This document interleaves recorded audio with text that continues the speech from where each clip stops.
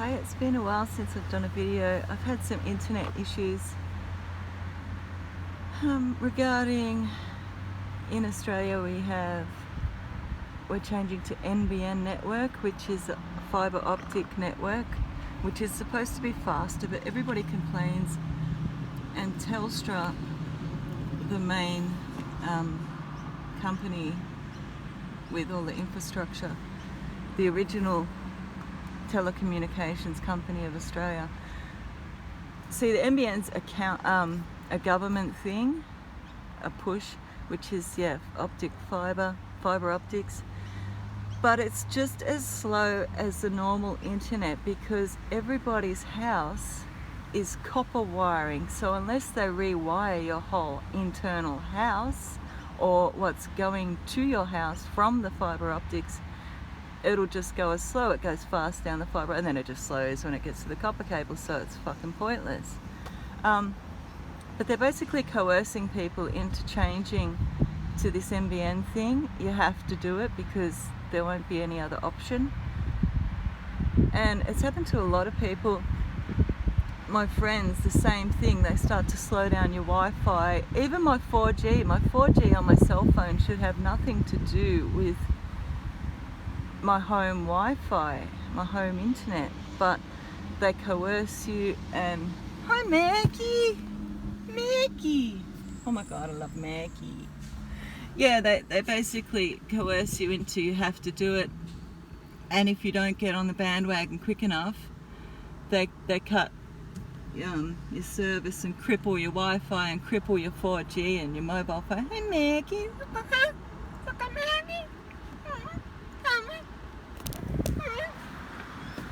I'm not speaking your lingo.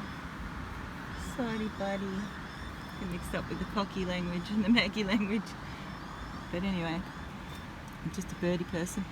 So it's basically made it very hard for me to load any content because my Wi-Fi and my 4G is really fucked up at the moment. But them's the breaks. And I rang Telstra last night. And I was telling them exactly how I felt, all that, that everybody gets like coerced into doing it and it's not fair and you shouldn't, like, and he's like, oh no, and then he's like, I check your account and it's been, what did they call it, not flagged, not disabled, something like that at the moment. And I'm like, what? And he admitted it. And then later on in the conversation I said,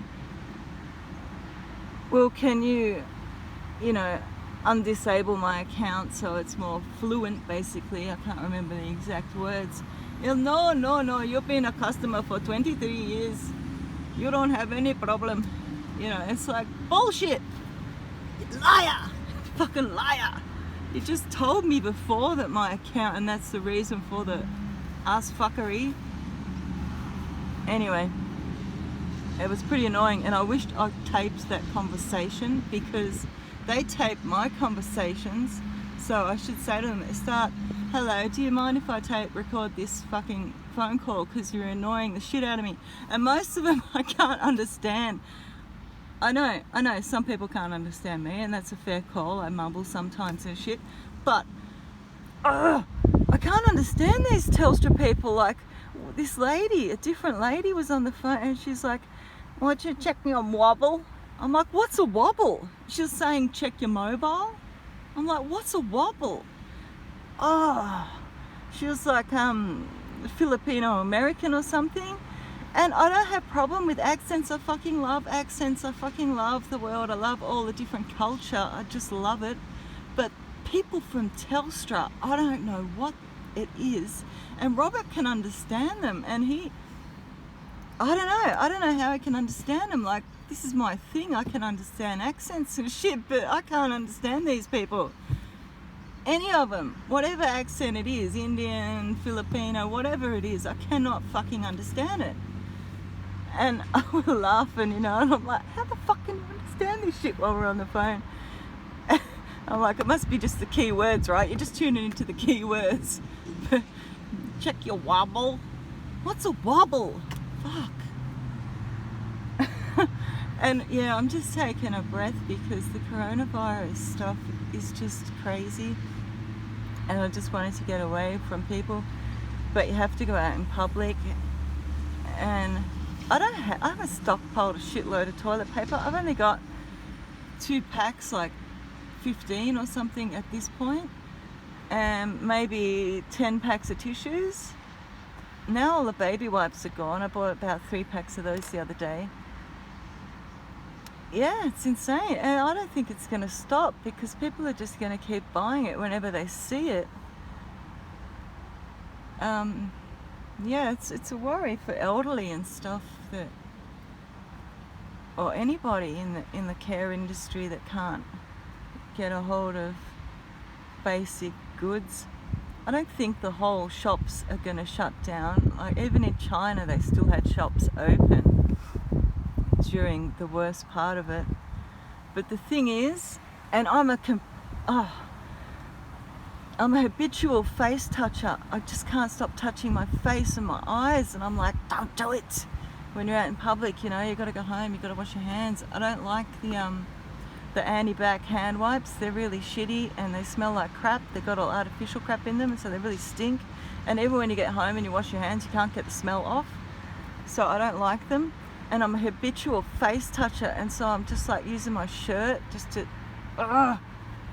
the more I'm not allowed to touch my face, the more I have to touch my face.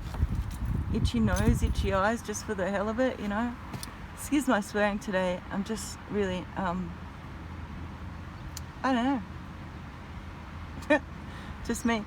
I don't even know if this video will load. I'm getting hypnosis for my alien abduction. That's right, I was abducted by aliens. I was at area 52, not 51. 52 is a secret. No, shit. You know those funny videos where they're blacked out in the deep voice?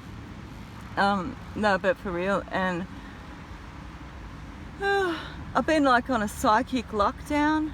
I'm sort of yelling because my voice isn't very loud usually. I've been like on a psychic lockdown since I found out my appointment date. I don't know what's with that.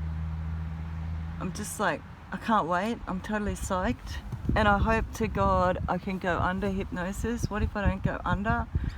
What if I just sit there? Acupuncture dude who knew a lot about hypnosis tried to hypnotize me about 8 months ago. And it didn't work, and I just said, yeah, that was great. You know, what do you say? Like, the guy's trying to help you and he's taken all this time, and I was one of those people who just like, I know, I was one of those people who wasn't honest and just said, yeah, I was totally in the zone, yeah. He's like, lift your hand, you know, do this, and I was just doing it because he told me to, but I wasn't in hypnosis zone at all. So I'm concerned about that because I've had a lot of experience with self-hypnosis and hypnosis tapes and stuff.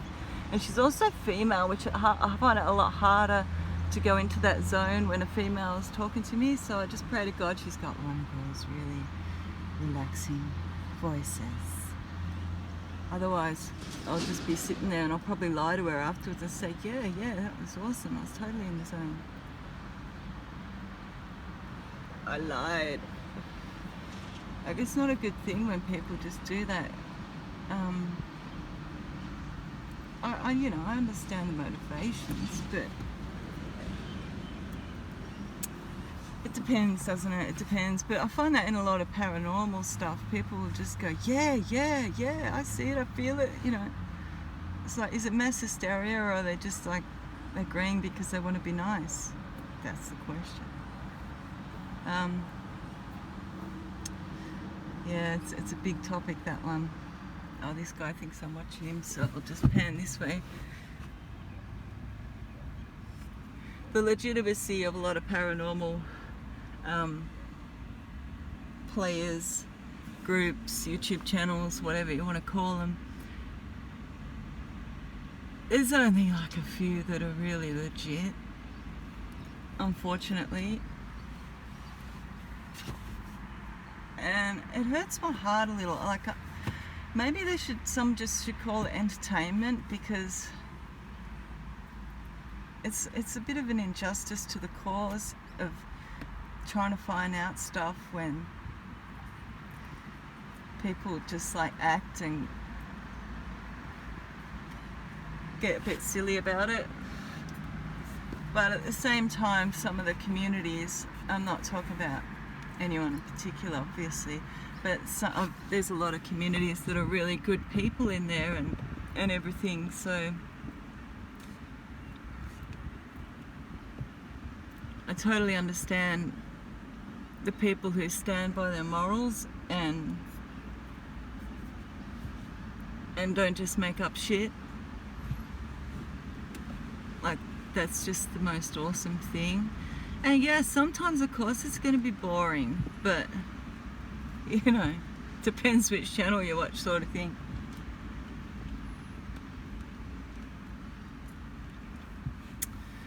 My God, it's raining. Beautiful. It's a sign.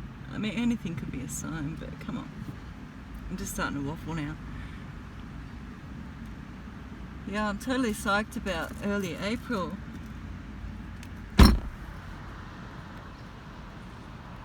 This video probably won't even load. It's too long. I went and waffled on too long. But, oh, the coronavirus, damn. I don't watch the news. It's all like pathos, just misery and sadness and shit, with a hint of, with a cherry on top as the weather at the end. Like, come on, we've got to do better with the news. There's hardly ever inspiring stories, so I don't watch it. We were watching 60 Minutes the other night about, Robert wanted to watch about the coronavirus. I'm like, please God, no. And he's like, no, I want to watch it. Oh. So I literally sat there with my fingers in my ear and a pillow in my face, because it had all the live exported exotic animal markets where animals that shouldn't be near each other because they're from other sides of the world, wild animals in cages, crying, and oh, I know this shit goes on. It just makes me feel powerless, you know? Oh, what have we done to our world? And the thing is, this won't be the last virus. There might be a worse one after this. Just saying. What was that thing? Oh, the Georgia Guidestones with how many people should be in the world alive at the same time or something or other. Is it? I don't know the number.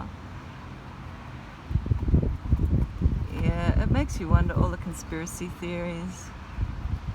Who knows? But it won't be the last, I tell you that much.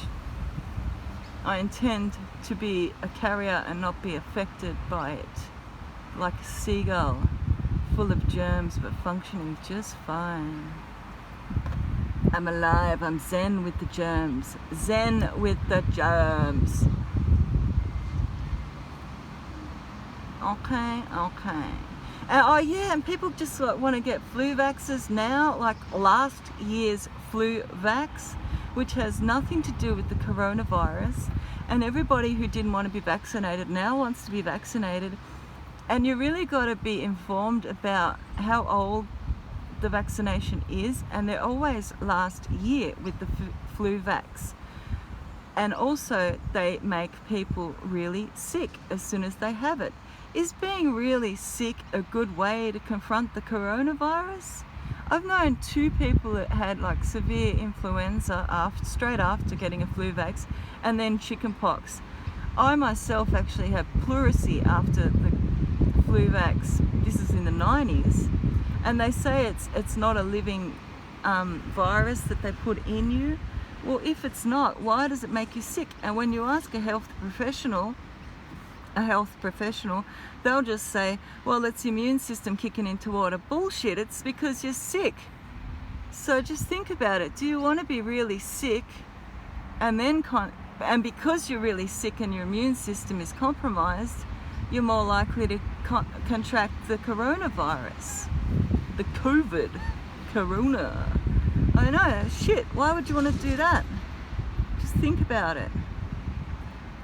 read about everybody. Like, everybody gets sick, and most people don't even talk about it. They're just like, oh yeah, well, I got sick, it's making my immune system better.